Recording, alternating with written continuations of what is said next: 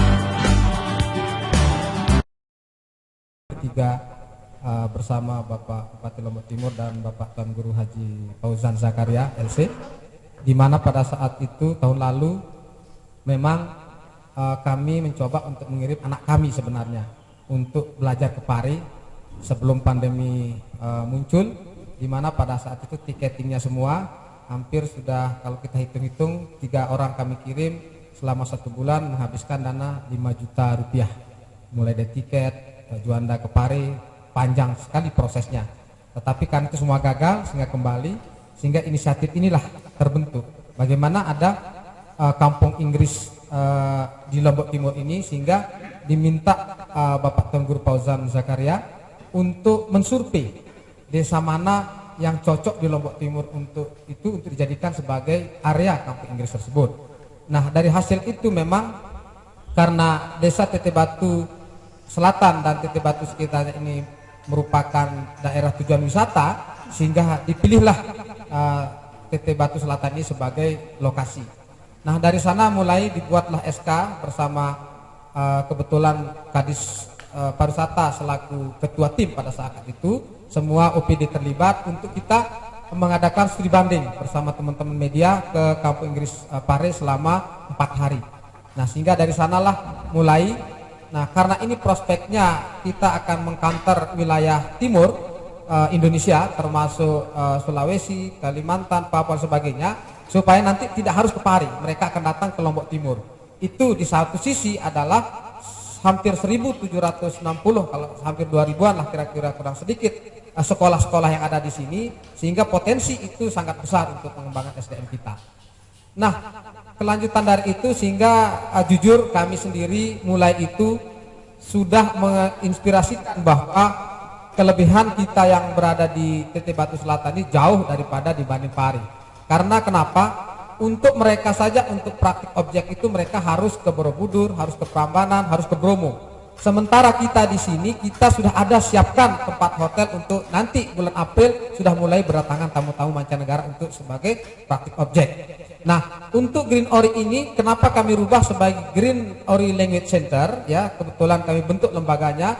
Mungkin minggu ini kami sudah persiapan perizinannya itu Pak Kadis di perizinan, sehingga kami tutup ini sementara karena pandemi, sehingga di stop sampai bulan Maret tahun ini. Baru turis itu akan berdatangan, tetapi kami sudah 2 tahun blok tidak menerima tamu turis kembali karena mengharapkan bagaimana ini bisa dimanfaatkan untuk Kampung Inggris TBS ini.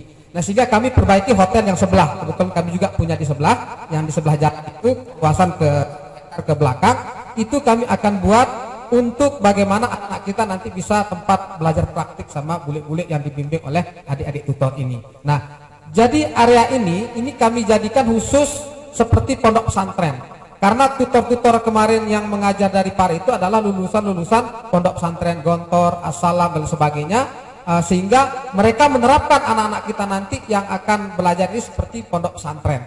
Jadi mulai dari subuh berjamaahnya, mulai dari mengajinya dan sebagainya, itulah yang diterapkan kemarin oleh mereka kepada calon-calon tutor kita itu.